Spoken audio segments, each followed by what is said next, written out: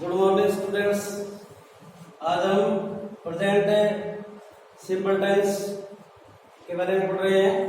पहले भी मैंने एक वीडियो डाला था, इसकी definition, symptom, adverb of this tense, helping verb कौन सी होती है, मेन वर्ब क्या लगता है, इसके बारे में मैं पहले ही एक वीडियो है उसको अपलोड कर चुका हूँ। आज हम इसके बारे में आगे पढ़ते हैं। फिनिट वर्ब जिसे हिंदी में क्या कहते हैं? निश्चित क्रिया। निश्चित क्रिया किसे कहते हैं? जिस वर्ब का प्रयोग सब्जेक्ट यानी कर्ता के जेंडर में से लिंग, नंबर में से वचन और पर्सन में से पुरुष के अनुसार प्रयोग किया जाता है, उसे फिनिट वर्ब कहते हैं। इसके बाद में देखिए इनफिनिट वर्ब का अर्थ होता है अनिश्चित क्रिया। जिस वर्ब का प्रयोग सब्जेक्ट के जेंडर, नंबर और पर्सन के अनुसार प्रयोग नहीं किया जाता है, उसे इनफिनिट वर्ब कहते हैं। उसे क्या कहते हैं? उसे इनफिनिट वर्ब कहते हैं। इसे वर्ब की फर्स्ट फॉर्म से पहले टू प्रीपोजिशन लगाकर क्या किया जाता है? बनाया जाता है। इनफिनिट वर्ब की पहचान, हिंदी पहचान क्या होगी? जिस वर्ब के अंत में ना, ने शब्द दिया हो, वो कौन सा वर्ब होता है? वो इनफिनिट वर्ब होता है। एक वाक्य में एक फिनिट वर्ब और एक इनफिनिट वर्ब का प्रयोग किया जाता है। उसके बाद में हमें इसका पढ़ता है एफर्मेटिव सेंटेंस। एफर्मेटिव क्या होता है? स्वीकारात्मक। पॉजिटिव में से क्या होता है? स्वीकारात्मक। और सेंटेंस में से वाक्य, स्वीकारात्मक वाक्य कौन सा होता है? जिसके अंदर हम किसी बात को स्वीकार करते हैं, नए शब्द नहीं दिया हो, अंत में क्या हो? फुल स्टॉप दिया हो। जैसे उदाहरण देखिए, श्रीता अंग्रेजी पढ़ना चाहती है। ये बिना पॉइंट वाला है होगा तो कर्ता क्या होगा? सिंगुलर होगा। और पॉइंट वाला है होगा तो सब्जेक्ट है या कर्ता है वो कौन सा होगा? प्लूरल होगा। अब श्रीता अंग्रेजी पढ़ना चाहती है। अब एक तो पढ़ना वर्ब है और एक है चाहती है, ये भी वर्ब है। और अंग्रेजी क्या है? ऑब्जेक्ट है। और पढ़ने का काम किसने किया? श्रीता। तो श्रीता क्या हुआ? सब्जेक्ट हुआ। तो अब इस सूत्र में रखो, सबसे पहले क्या आएगा? सब्जेक्ट। फिर है वर्ब की फर्स्ट फॉर्म, उसके साथ एस या एस। कब? जब ये कर्ता क्या होगा? सिंगुलर होगा। तो मैंने एक मैथ में सूत्र बताया था, आपको याद है क्या? एक सूत्र बताया था एस एस बटा एस वी। बताया था क्या? एस एस बटा एस वी, एस एस बटा एस वी, पी एस बटा पी वी। अर्थात इस एस का अथवा पहले एस का सब्जेक्ट, सिंगुलर, पहले एस का अथवा सिंगुलर, दूसरे एस का सब्जेक्ट, सिंगुलर सब्जेक्ट। इस एस का सिंगुलर, बी का अर्थ क्या हुआ? वर्ब। तो सिंगुलर सब्जेक्ट के साथ सिंगुलर वर्ब का प्रयोग किया जाता है। सिंगुलर वर्ब की पहचान क्या होती है? जिस वर्ब के अंत में एस दिया होता है वो हमेशा ही क्या है? सिंगुलर वर्ब होता है। इसके बाद में पी एस बटा पी बी। पी का क्या बना? प्लूरल। एस का क्या बना? सब्जेक्ट। फिर पी का क्या बना? प्लूरल। बी का क्या बना? वर्ब। तो प्लूरल सब्जेक्ट के साथ प्लूरल वर्ब का प्रयोग किया जाता है। तो कर्ता एक वचन होगा, तो क्रिया भी कौन सी आएगी? एक वचन आएगी। और कर्ता बहुवचन होगा तो क्रिया भी क्या आएगी? बहुवचन आएगी। और एक वचन क्रिया की पहचान मैंने बता दिया आपको क्या है। सिंगुलर वर्ब होता है। तो सरिता, अब सरिता है कोई नाम है और नाम हमेशा क्या होता है, सिंगुलर सब्जेक्ट होता है। सिंगुलर सब्जेक्ट में क्या क्या आता है वो देखो, एक तो थर्ड पर्सन। थर्ड पर्सन जानते हो क्या आता है थर्ड पर्सन में, ही see it, he see it. ही का प्रयोग किसके लिए होता है, पुरुष के लिए। सी का प्रयोग स्त्रीलिंग के लिए, और इट का प्रयोग निर्जीव थिंग्स यानी डायरेक्ट थिंग्स, निर्जीव वस्तुओं के लिए इट का प्रयोग होता है। नेम, जैसे कोई नाम है पुरुष का या स्त्री का तो वो सिंगुलर होता है। चाइल्ड सिंगुलर होता है, ठीक है। टेबल सिंगुलर होता है, चेयर सिंगुलर होता है, फैन सिंगुलर होता है, पेन सिंगुलर होगा। अब प्लूरल इसका क्या होता है, प्लूरल सब्जेक्ट में देखिए एक तो होगा फर्स्ट पर्सन। फर्स्ट पर्सन में दो आते हैं, आई और वी, आई और वी। एक होता है सेकंड पर्सन, सेकंड पर्सन में केवल एक ही आता है, वो क्या है, यू। और उसके बाद में दीज और दोज, चिल्ड्रन, टेबल्स, चेयर्स, ये क्या आते हैं, प्लूरल में आते हैं। तो ये ध्यान है इसमें रखना है हमें। अब इसमें फिनिट वर्ब कौन सी है और इनफिनिट वर्ब कौन सी है। फिनिट वर्ब इसमें कौन सी है और इनफिनिट वर्ब कौन सी है। देखिए इनफिनिट वर्ब की पहचान हिंदी में क्या होता है, नानी ने शब्द है। तो नानी ने शब्द किसके अंत में है, पढ़ना के अंत में नाम शब्द नहीं है, तो ये कौन सा वर्ब हुआ, ये इनफिनिट वर्ब हुआ। और जाती है, ये कौन सा वर्ब हुआ, फिनिट वर्ब। फिनिट वर्ब कर्ता के जेंडर, नंबर और पर्सन के अनुसार क्या करेगी, ध्यान देगी। और इनफिनिट वर्ब किसी की तरफ ध्यान नहीं देती है। सिंगुलर के साथ में वो ही आएगी और प्लूरल के साथ में भी वो आएगी। तो एक वाक्य में क्या किया जा सकता है, एक फिनिट वर्ब का और एक इनफिनिट वर्ब का प्रयोग किया जा सकता है। तो सरिता, अब सरिता चाहती है, ये कौन सी इनफिनिट वर्ब है ना, क्योंकि ये कर्ता के पर्सन, नंबर और जेंडर के अनुसार ध्यान देगी। अब ये सिंगुलर सब्जेक्ट है तो क्रिया भी क्या आनी चाहिए, सिंगुलर वर्ब आने चाहिए। अब मैंने आपको पिछले वीडियो में बताया था सिंगुलर प्लूरल से सिंगुलर वर्ब को कैसे बनाया जाता है।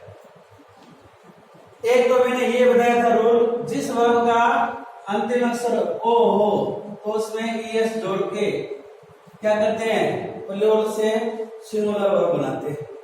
बहुवचन क्रिया से एकवचन क्रिया बनाते हैं। एक रूल तो ये बताया था। दूसरा रूल बताया था, जिस वर्ब का अंतिम अक्षर एस हो, डबल एस हो, एस एच हो, सी एच हो, जेड हो और डबल जेड हो, उसके अंत में भी क्या करते हैं, ईएस जोड़कर प्लूरल से सिंगुलर वर्ब बनाते हैं। एक ये रूल बताया था, किसी वर्ब का अंतिम अक्षर वाई हो और उससे पहले वोवल दिया हो। वोवल अंग्रेजी में वोवल कितने होते हैं, अरे वोवल यानी स्वर है, स्वर की संख्या कितनी होती है, 5। कितनी होती है, 5। और 5 होती कौन कौन सी है, ए, ई, आई, ओ, यू। तो किसी वर्ब का अंतिम अक्षर वाई हो और वाई से पहले वोवल हो, उसके अंत में क्या करते हैं, केवल एस जोड़कर प्लूरल से सिंगुलर वर्ब बनाते हैं। किसी वर्ब का अंतिम अक्षर वाई हो और उससे पहले कॉन्सोनेंट हो, क्या हो, कॉन्सोनेंट। कॉन्सोनेंट की संख्या कितनी होती है, 21। कितनी होती है, ये एबीसीडी के अंदर 5 अक्षर निकाल लीजिए, जैसे ए, आई, ओ और यू। बाकी जो बचते हैं वो क्या होते हैं, कॉन्सोनेंट होते हैं। तो अंतिम अक्षर किसी वर्ब का वाई और वाई से पहले कॉन्सोनेंट हो तो वाई चेंज,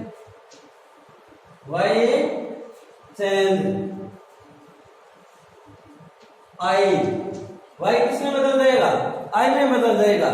और अंत में क्या कर देंगे, अंत में ये से जोड़कर प्लूरल से सिंगुलर वर्ब बनाते हैं। बाकी जिसके अंदर वर्ब के अंदर ये अक्षर नहीं होगा तो उसके अंदर केवल क्या करते हैं, एस जोड़कर प्लूरल से सिंगुलर वर्ब बनाते हैं।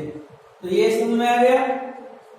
तो अब हमें क्या करेंगे, ये वांट कौन सी वर्ब है, ये इनफिनिट वर्ब है। ये क्या करेगी, कर्ता के पर्सन, जेंडर और नंबर के अनुसार प्रयोग होगी। तो ये सिंगुलर सब्जेक्ट है तो वर्ब कौन सी भी आएगी, सिंगुलर वर्ब आएगी। तो ये वांट भी होता है चाहना। अब इस वांट क्या है, प्लूरल वर्ब है। वांट कौन सा वर्ब है, प्लूरल वर्ब है। अब हम क्या करेंगे, इसे सिंगुलर वर्ब बनाएंगे। देखिए क्या इसके अंत में ओ शब्द है इस वर्ब के अंत में, तो ये तो नहीं जुड़ेगा। एस है, डबल एस है, S H C H Z या डबल जेड है, ये इनमें से कोई अक्षर है क्या, नहीं है, तो इसमें यस तो नहीं जुड़ेगा। क्या इसका अंतिम अक्षर वाई है, वाई से पहले वोवल है, इसमें स्वर है, तो ऐसे इसमें यस तो नहीं जुड़ेगा। तो क्या जुड़ेगा, ये शब्द नहीं है। और हमें क्या करना है, प्लूरल से सिंगुलर वर्ब बनाना है। तो उसके अंत में केवल क्या कर देंगे, हम ऐसे जोड़ देंगे, ये शब्द नहीं होंगे तब, ठीक है ना। तो सरिता वांट से क्या कर देगा, वांट्स, क्योंकि ये सिंगुलर सब्जेक्ट है, सिंगुलर वर्ब हमें बनाना पड़ेगा। तो अपना सेंटेंस कैसे बना, सरिता वांट्स। अब इनफिनिट वर्ब का वाक्य में प्रयोग कहां किया जाता है, फिनिट वर्ब के ठीक है बाद में कहां किया जाता है, वाक्य में, अंग्रेजी वाक्य में इनफिनिट वर्ब का प्रयोग कहां किया जाता है, फिनिट वर्ब के ठीक बाद में कहां किया जाता है, फिनिट वर्ब के ठीक बाद में। अब ये वर्ब कौन सी है, फिनिट वर्ब है। ये कौन सी वर्ब है, फिनिट वर्ब है। और टू रीड क्या है, ये इनफिनिट वर्ब है। क्यों है, देखिए हिंदी में तो इसकी क्या पहचान होगी, हिंदी में तो इसके अंदर नाम ही ने शब्द दिया होगा, और अंग्रेजी की में क्या पहचान होगी, वर्ब की पहली फॉर्म से टू प्रीपोजिशन दिया होता है। तो दोनों में पहचान बता दी, हिंदी और अंग्रेजी में। अब ये कौन सी वर्ब हुआ, ये इनफिनिट वर्ब हुआ। और उसके बाद ऑब्जेक्ट क्या है, अंग्रेजी, तो इंग्लिश। सेंटेंस कैसे बना अपना, सरिता वांट्स टू रीड इंग्लिश। क्या ये सेंटेंस आपके समझ में आया। तो दूसरा हम इसका पढ़ते हैं, रवि हमेशा विद्यालय जाता है। दूसरा इसका सेंटेंस क्या है, रवि हमेशा विद्यालय जाता है। रवि हमेशा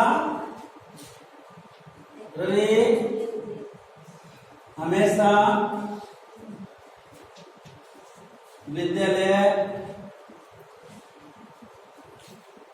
जाता है।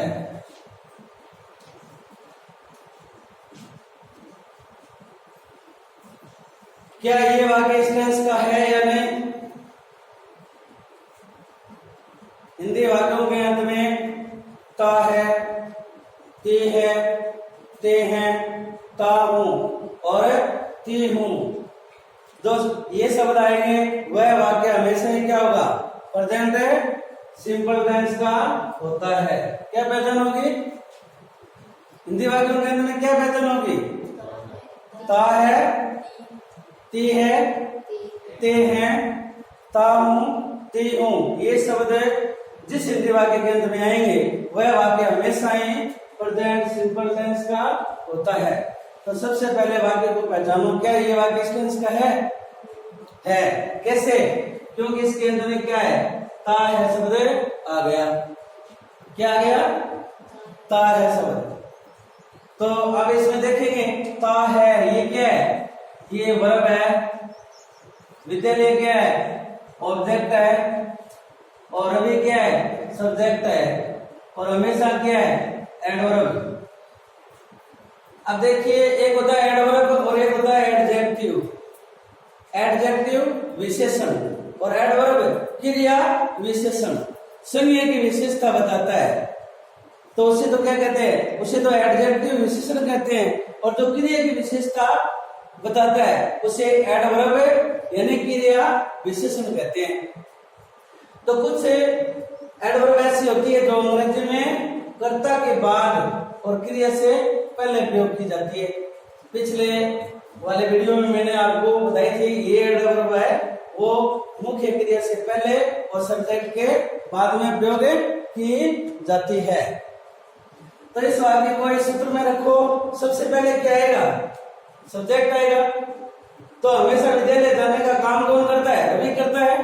तो रवि क्या हुआ, सब्जेक्ट हुआ। और जाता है ये क्या हुआ, वर्ब हुआ। और कहाँ जाता है, विद्यालय जाता है, ये ऑब्जेक्ट हुआ। और हमेशा क्या हुआ, हाँ तो हमेशा किसकी विशेषता बता रहा है, जाता है इसकी विशेषता बता रहा है, क्रिया की विशेषता बता रहा है। तो ये एडवर्ब है यदि क्रिया विशेषण है। अब इसमें सूत्र में रखो आप। सबसे पहले किसकी अंग्रेजी लिखेंगे, सब्जेक्ट। सब्जेक्ट क्या है, रवि। तो हम लिखेंगे रवि। उसके बाद में देखिए एडवर्ब, कुछ एडवर्ब कर्ता के बाद और मेन वर्ब है मुख्य क्रिया है उसे पहले प्रयोग की जाती है। तो इसमें हमेशा एडवर्ब है वो कहाँ आएगी, कर्ता के बाद और मेन वर्ब से पहले। तो हमेशा की अंग्रेजी क्या होता है, ऑलवेज। तो रवि ऑलवेज। उसके बाद में जाना किसमें से होता है, गो। तो गो लिखेंगे या गोज करेंगे इसमें। ये नेम कौन सा सब्जेक्ट है, सिंगुलर है या प्लूरल, सिंगुलर। ये वर्ब कौन सी है, अब मैंने जो वर्ब लिख रखी है वो कौन सी है, प्लूरल है। तो सूत्र अपना क्या है, सिंगुलर सब्जेक्ट के साथ सिंगुलर वर्ब का प्रयोग किया जाता है और प्लूरल सब्जेक्ट के साथ प्लूरल वर्ब का प्रयोग किया जाता है। तो ये गो लिख दें, सही है या वाक्य गलत है। क्यों, क्योंकि ये सब्जेक्ट सिंगुलर है तो वर्ब भी क्या होना चाहिए, सिंगुलर होना चाहिए। अब ये प्लूरल वर्ब आप इससे सिंगुलर वर्ब बनाएंगे तो कैसे बनाएंगे, एक मैंने आपको नियम बताए थे। जिस वर्ब के अंत में ओ हो उसे प्लूरल से सिंगुलर बनाने के लिए क्या करते हैं, ईएस हम क्या करते हैं, जोड़ते हैं। ईएस जोड़ते ही वो प्लूरल वर्ब कौन से बन गया, सिंगुलर बन गया ना। तो ये गो से क्या है, गोज हो जाएगा। जिस स्थान से जुड़ते हैं अलग होने के लिए फ्रॉम और जुड़ने के लिए टू प्रीपोजिशन का प्रयोग किया जाता है। ये रवि है वो किससे जुड़ता है, विद्यालय से जुड़ता है। और अलग किससे हुआ, अब मान लो आप घर से आए हो तो घर से तो आप आए हो तो घर से तो अलग हुए और जुड़े किसके साथ, विद्यालय के साथ। तो जुड़ने के लिए टू, अलग होने के लिए फ्रॉम। तो इसमें क्या आएगा, फ्रॉम या टू, टू। तो यहां आ जाएगा टू। उसके बाद में विद्यालय की अंग्रेजी स्कूल। अब ये अपना सेंटेंस बन गया, क्या बना, Ravi always goes to school. क्या अंग्रेजी में, Ravi always goes to school. Ravi हमेशा विद्यालय जाता है। अब आपके एग्जाम में ये प्रश्न है वो किस प्रकार से पूछा जाएगा, तो देखिए एग्जाम में इस तरीके से पूछा जाएगा। ये कोष्टक में या ब्रैकेट के अंदर आपको वर्ब दे दिया जाएगा गो, यहाँ आपको ब्लैंक से खाली स्थान दे दिया जाएगा, ठीक है। अब हमें देखना है इस वाक्य को। सबसे पहले देखो ये वाक्य किस टेंस का है, अंग्रेजी में पहचान देखो। ऑलवेज किस टेंस का शब्द है, प्रेजेंट सिंपल टेंस का है। तो वाक्य किस टेंस का हो गया, प्रेजेंट सिंपल टेंस का हो गया। अब हम क्या करेंगे, टेंस का पता चल गया तो उसके बाद में सब्जेक्ट की तरफ ध्यान देंगे। किसकी तरफ, ये सिंगुलर है या प्लूरल है, ये सिंगुलर है या प्लूरल है। तो बताओ नाम सिंगुलर होता है या प्लूरल, सिंगुलर। अब ये सिंगुलर सब्जेक्ट है और ये हमें वर्ब कोष्टक में कौन सी दे रखी है, प्लूरल दे रखी है। तो क्या करना पड़ेगा, हमें इसे सिंगुलर बनाकर लिखना पड़ेगा ना, लिखना पड़ेगा या नहीं पड़ेगा। तो अपना एंस क्या हो जाएगा, एंस अपना हो ये जाएगा। अब इसके अंदर में क्या करेगा, एस जुड़ेगा या एस, इस वर्ब के अंदर एस जुड़ेगा या एस, एस। तो ये हम क्या कर देंगे, गो से गोल बनाकर लिख देंगे, ठीक है। ये अपना आंसर हो जाएगा, पेपर में ये उत्तर होगा, ठीक है। यहाँ पर सब्जेक्ट होगा, भोजन करता हो तो यहाँ क्रिया आपने कौन सी दी होगी, वर्ब भी दिया होगा। तो केवल क्या करना है आपको, यहाँ से क्वेश्चन में से उठाकर ब्लैंक्स में लिखना है या एंस लगा के लिख दो, बस इतना ही काम है आप। लेकिन टेंस पढ़ने के लिए हमें पूरा क्यों पढ़ाते हैं हम, सारी कहानी किसके ऊपर है, टेंस के ऊपर है। जिस प्रकार हिंदी पढ़ने के लिए हमें बार पढ़ी नहीं आती हो तो क्या आप हिंदी पढ़ पाओगे, तो इसी प्रकार अंग्रेजी सीखने के लिए पढ़ने के लिए हमें टेंसों का नॉलेज होना चाहिए। तो इस प्रकार से ये छोटी छोटी चीजें ना जो मैंने आपको छठी कक्षा से पढ़ाना शुरू किया था, अब आप कितने साल हो गए, 4-5 साल हो गए टेंस पढ़ते हुए, तो ये आना चाहिए। लेकिन आपने रुचि नहीं रखी, हो सकता है तब नहीं आ रही, अब सीखना पड़ेगा। इसके ऊपर जो ग्रामर है ना अपना 20 नंबर का है, जो भी ग्रामर है उसके ऊपर डिपेंड करता है। जिस प्रकार मनुष्य की रीढ़ की हड्डी नहीं होती है तो वो क्या कर सकता है, कुछ नहीं कर सकता है। तो अंग्रेजी के अंदर अगर टेंस नहीं आते हैं तो वो कुछ नहीं कर सकता है। तो इन बातों का ध्यान रखते हुए अब इसको ध्यान से पढ़ना। अब दूसरा वाक्य देखिए, प्लूरल सब्जेक्ट वाला, ये तो सिंगुलर वाला था। अब हम क्या करेंगे, प्लूरल सब्जेक्ट होगा वो पढ़ेंगे। सेंटेंस है, विद्यार्थी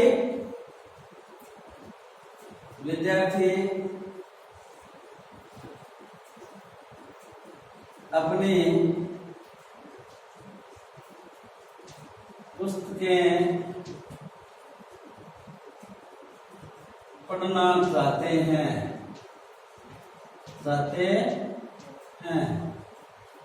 अब देखिए हिंदी में कौन सा है आ गया, अंत में पॉइंट वाला है आ गया, तो कर्ता क्या है, प्लूरल है।